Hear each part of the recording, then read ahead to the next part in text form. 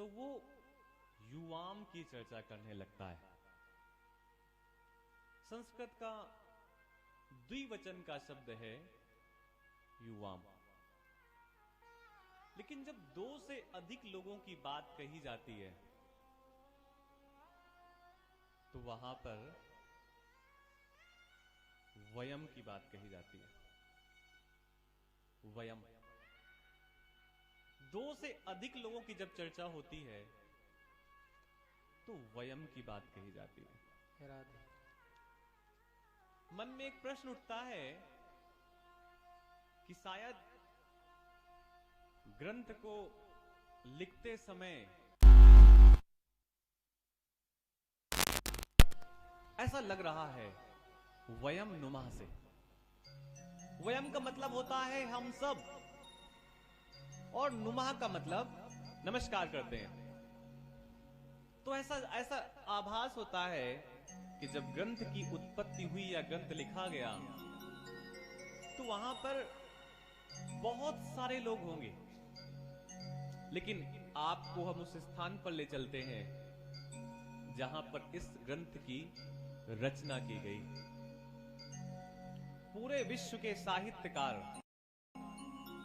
इतिहासकार, भौगोलिक विज्ञान के लोग एक जगह इकट्ठा थे और उन सभी से एक ही प्रश्न पूछा गया कि ये बताइए इस दुनिया की से अच्छी जगह कौन सी है। ये चर्चा की गई कि ये बताइए कि इस दुनिया का सबसे अच्छा देश कौन सा है, सबसे अच्छा स्थान वो कौन सा है जो सबसे श्रेष्ठ है। उस जहां पर ये चर्चा हो रही थी पूरी दुनिया के वैज्ञानिक बैठे थे। सभी की उंगली जाकर के एक ही मानचित्र पर अटक गई। किसी देश पे उंगली नहीं रखी गई। कहां पे रखी गई? भारत में। तो लोगों ने ये बताया, चर्चा की कि भारत तो बहुत बड़ा है।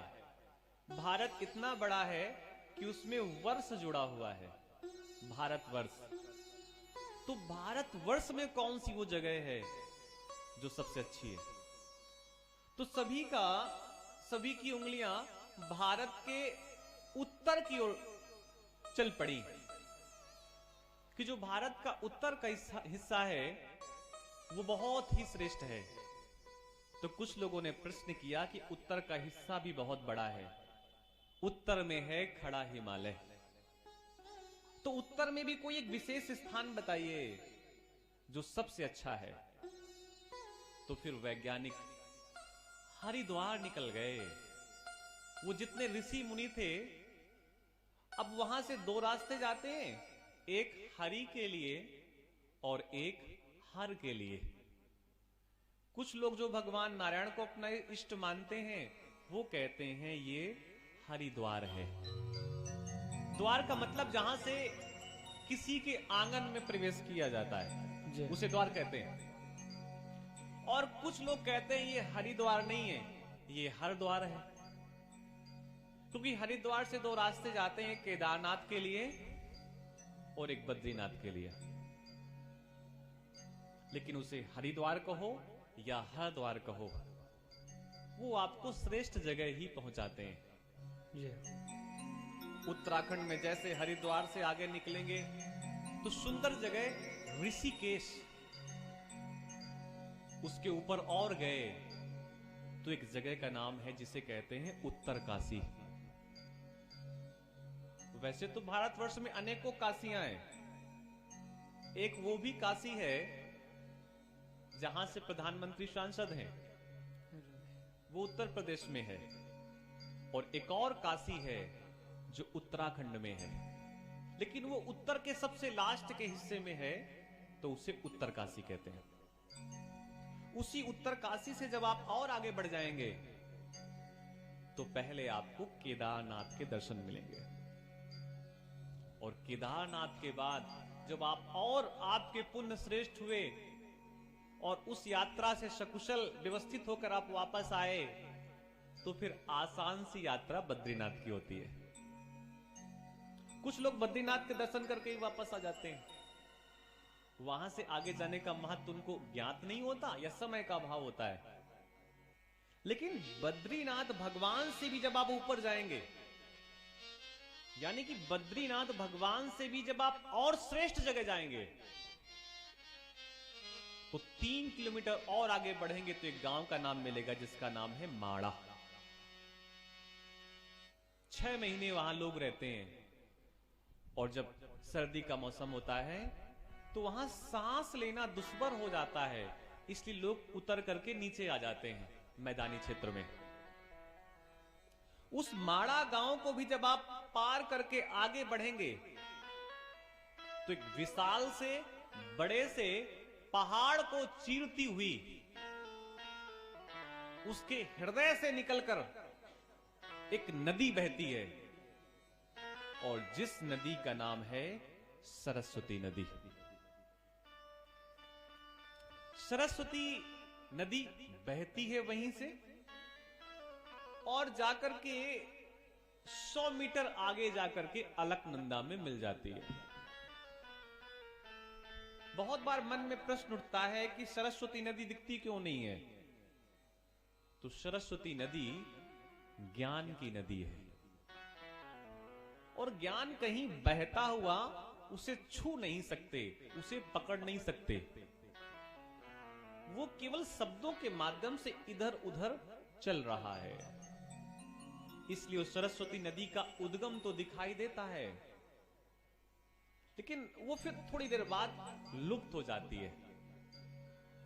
उसी सरस्वती नदी को एक बार जब पांडव पार करके गए थे और पार नहीं कर पा रहे थे, तो भीम ने खेलते ही खेलते अपनी दाहिनी हाथ से एक बहुत बड़ा पत्थर उठा करके नदी के ऊपर रख दिया, ताकि सरस्वती नदी को पार करके वो आगे बढ़ते हुए स्वर्ग की सीढ़ियों की ओर चले जाएं। और जो पुल बनाता है उसके नाम से पुल हो जाता है, तो उस पुल का नाम क्या है? भीम पुल। क्या नाम है आप लोग बताइए? भीम पुल। क्योंकि भीम ने बनाया है, भीम ने ऐसे ही रख दिया था बड़े खेल खेल में।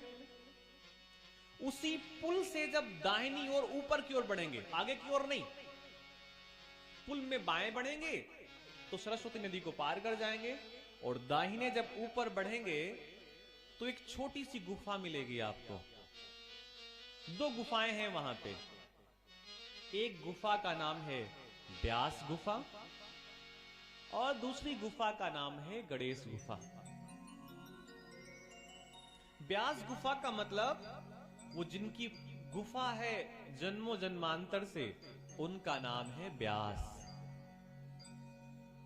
पूरी दुनिया गोल है, और कुछ लोग चपटी भी कहते हैं, लेकिन उस गोल मानचित्र पे मध्य से अगर बाहर तक लाइन खींची जाए तो उसे